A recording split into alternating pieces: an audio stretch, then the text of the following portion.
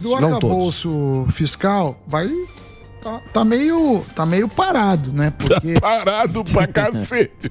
E aí... Parou. Você tem dois problemas. Você tem as duas CPMIs vindo aí. Você tem o arcabouço fiscal que ninguém entendeu direito o que é. O mercado não digeriu bem. E ainda o Haddad já fala em reforma tributária. E aí? Como parlamentar, o que você acha que deveria ser feito? Porque o país também precisa andar. Tem mais não sei quantos anos do governo. A economia não tá andando. Empresários ficam com indefinição e com isso deixam de criar empregos. O que você acha que deveria ser a melhor forma? Bom, primeiro, a CPMI é uma só, né? Que é a do 8 de janeiro, que é a mista Câmara. Mas tem a do MST. Essa é CPI. Tá. Só na Câmara. Só na Câmara. Desculpa. A CPMI e a CPI são agendas parlamentares. Obviamente, a CPMI é um embate mais direto entre oposição e situação. Mas toma tempo dos parlamentares. Não, e vai, de certa forma, vai trazer a sociedade para esse foco. A CPI do MST é uma coisa mais contra atitudes criminosas, especificamente, não é uma coisa contra o governo propriamente dito, até porque há uma parte do governo, verdadeiramente ou não, dizendo que eles também são contra as invasões. Então, em tese, eles também estão desvencilhando dessas atividades criminosas, pelo menos em tese, né? Agora, o arcabouço e a reforma tributária, essas sim são questões fundamentais. Questões fundamentais que o governo tem todo o interesse e a oposição não é contra a discussão clara, firme, etc. Até aqui é importante fazer um reconhecimento público do papel que o presidente Arthur Lira está tendo no sentido de criar um ambiente propício a um debate mais qualificado, tanto no arcabouço quanto para a reforma tributária, porque se ele, Arthur Lira, não der ajuda para o governo federal para emplacar essas duas discussões, sobretudo o arcabouço, não vai emplacar. O governo, pelas suas próprias pernas, não tem condições nem técnicas, nem políticas de fazer esse trabalho sozinho. Precisa do presidente da Câmara. É ele que tem essa habilidade, ele é o fiel dessa balança. O arcabouço tem um problema, tem duas questões fundamentais. Ele pode fazer o que o Maia fez com o Bolsonaro, né? Sim, gavetaço. Engavetar. Mas aí o país sofre, né? Então, mas isso aí também é um rolo, né? É um rolo. Salles. Isso aí é um rolo, né? Porque, porra, dependendo de um cara, ele engaveta o negócio ali, parou o país. Nós passamos os 2 primeiros anos do governo do Bolsonaro sendo boicotados diuturnamente por essa postura de rivalidade irracional que o Maia tinha para com o Bolsonaro. Até porque são deputados do Rio de Janeiro, etc. Então tem uma disputa além de paroquial, perfil pessoal e tudo. Então, o interesse brasileiro ficou em segundo lugar e a Câmara deixou muitos temas extremamente relevantes parados naqueles 2 primeiros anos. Acontece que quando a gente conseguiu mudar isso na Câmara, o encalhe passou a ser no Senado.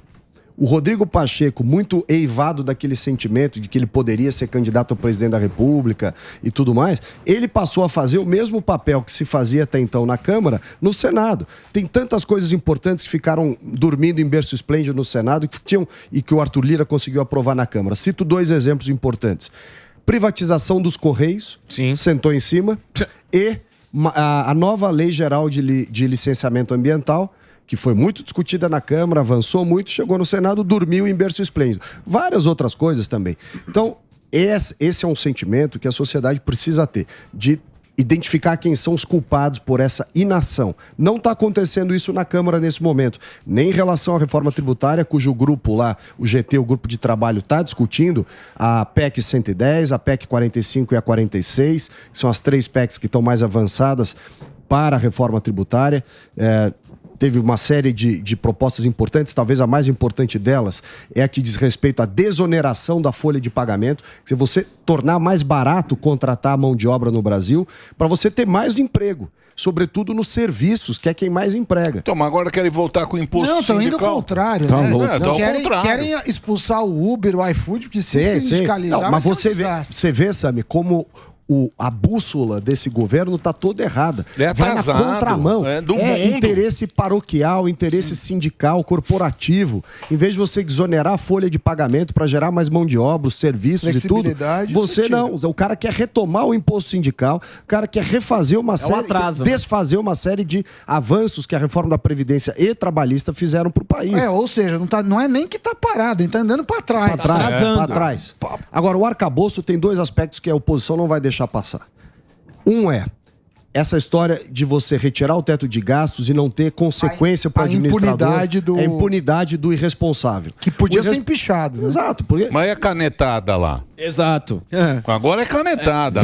Perde o jogo e leva a bola pro pai. Tapetão. Tapetãozinho. Mas veja só, o Congresso não vai respaldar isso. Foi a mesma lógica que foi usada no PL das fake news. Se não fizer, o Judiciário vai fazer. Bom, se o Judiciário quiser tomar esse risco e fazer por conta própria, faça. Nós não seremos avalistas de uma má política só pelo fato de que há o risco de alguém tomar uma medida errada. Da mesma forma no arcabouço. Nós queremos ajudar o país, a oposição nossa não é raivosa e irracional como foi a oposição do PT ao Bolsonaro, irresponsável, colocou o país na fogueira. Nós não vamos fazer isso irracionalmente, mas também não vamos abrir mão das nossas convicções, que é justamente com relação ao arcabouço, a responsabilidade do administrador, primeiro ponto, e segundo, uma sinalização de que o equilíbrio se dá em razão da mexida na despesa. Eles só querem fazer o equilíbrio com base no aumento da receita, ou seja, aumentar a carga tributária. Nós não vamos concordar com isso. Tem que dar uma sinalização de mexer na despesa, melhorar a despesa, baixar a despesa, racionalizar a despesa. Mas não é isso. É isso. Não, mas o deles... O deles não é isso. O deles não é claro isso. O deles é gastar e arrecadar. Pra mim, e não é que paga. Pra mim, eu sou burro, hein? Não sou não, Ricardo Salles. Na minha humilde opinião, o que é esse Lula 3 ou esse PT? Gastar e arrecadar. Já estão fazendo... O professor estava contando hoje do ICMS. Querem cobrar imposto em cima. Já querem cobrar imposto. Eles querem cobrar imposto em cima de tudo. Quer dizer, é um negócio absurdo, porque se você imaginar que o Brasil já... Imaginar não, constatar, né? Nós já temos uma carga tributária absurda, né? Irracional, cheio de problemas de obrigações acessórias, uma série de coisas. Aí você vai e fala assim, não, eu vou piorar ainda mais isso para fazer um gasto desnecessário, um gasto irracional, irresponsável e, acima de tudo, sem objetivo concreto. É gastar por gastar. É o que um amigo meu dizia no passado. O cara vende a prataria de casa para aumentar a quantidade da feira. Não, uma hora vai acabar a prataria. Você tem que trabalhar, não adianta vender a prataria da casa. É isso que eles estão querendo fazer. Ô, deputado, e no caso que você falou aí, você estava citando antes do Supremo aprovar essa questão das fake news. Como é que fica? Como é que fica o Congresso, se eles aprovarem? Veja, o Senado e a Câmara têm o papel de legislar. Sim. O Judiciário não pode legislar, até porque não tem voto, né? Essa é a lógica da democracia. Quem legisla? Legisla o Executivo dentro da sua esfera de competências, porque é o governo da maioria. Legisla a Câmara, a Câmara e o Senado, né, o Legislativo, porque é a representação da totalidade dos brasileiros. Ainda que em proporções que você possa questionar, mas a totalidade dos brasileiros está ali. A esquerda, a direita, os homens, as mulheres, os idosos, os velhos do norte e do sul, tá todo mundo lá, no Legislativo. Que representa o povo. Representa o povo e de forma... O Salles representa o povo. Sim. O Lira representa o povo. A turma lá, os deputados, representa o povo. Casa do povo. Povão. Isso. Quem não tem voto... Ou deveriam, né? Não pode escolher política pública. Por isso que a gente diz que quem não tem voto não pode adentrar no mérito, seja nas prerrogativas do Executivo ou do Legislativo. Você não tem voto, mas tem um papel importante, evidentemente, do Judiciário, que é ser o guardião das leis e da Constituição, mas no estrito limite da formalidade do processo legislativo e das leis. Não pode adentrar no mérito. Essa semana teve uma discussão sobre qual o percentual que deve ser aplicado na correção do FGTS. Isso não é opção do Judiciário fazer, isso é uma decisão do governo, acertada ou errada. Neste aspecto, inclusive, houve uma discussão na Câmara semana passada, ou retrasada, em que o Flávio Dino falou uma coisa que ele tem razão nesse aspecto. Ele falou, não, o governo Lula está indo contra as armas, por exemplo, porque ele escolheu isso politicamente. É verdade. Ele pode, dentro de um certo rol, de um range ali, de um limite de escolha política, ele pode escolher. Porque é dado ao Executivo escolher, ele é escolhido para isso. Não fizeram isso com o Bolsonaro. Com o Bolsonaro disseram, você foi eleito, você teve o voto da maioria, mas nós não vamos deixar você governar nem escolher. E foi isso que foi feito durante o ano. Entraram no orçamento. Não, a turma entrou em tudo. O juiz votou orçamento. A invasão de prerrogativas e de escolhas legítimas do Executivo aconteceu de maneira ininterrupta durante esses 4 anos. Né? Isso está errado, há um desarranjo do nosso modelo de equilíbrio dos poderes dentro da democracia. Porque não pode um poder adentrar nos limites, nas competências, na prerrogativa do outro. Mas isso pode ser para sempre, né? A princípio era na eleição. Sim. Mas o remédio amargo.